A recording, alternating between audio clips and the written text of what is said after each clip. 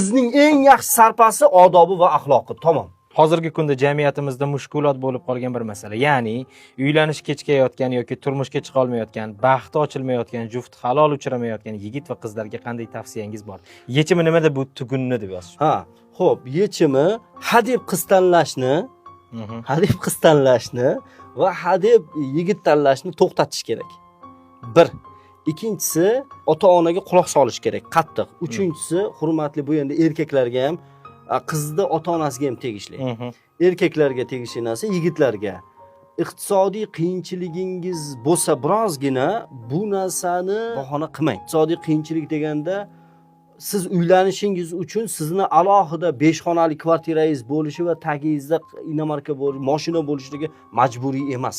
O'sha uylanganingizdan keyin ro'zg'oringizni tebratadigan darajadagi rizqiga sabab bo'ladigan kasbni qilayotgan bo'lsangiz bo'ldi. Aslida uni rizqini siz bermaysiz. Bu aniq. Lekin kasb qilish kerak. Ya'ni dangasa, ish yoqmas, uyda yotadigan bo'lmasangiz bo'ldi. Mehnat qilyapsizmi? Uylaning. Alloh taolo nikohni fazli bilan sizni boy qilib yuboradi. Juda ko'p odamda buni isbotlaganmiz.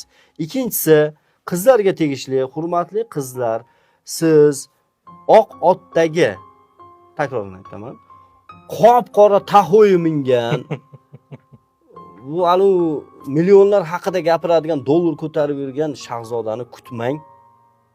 Chunki u sizga xayrlimi yo'qmi siz bilmaysiz. Bir.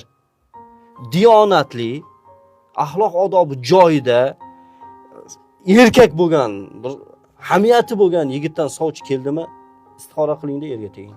Va qizlarning ota-onasi, iltimos sizlardan mana shu sarpa degan narsani yig'ishtiringlar. Qizning eng yaxshi sarpasi odobi va axloqi. Tamom.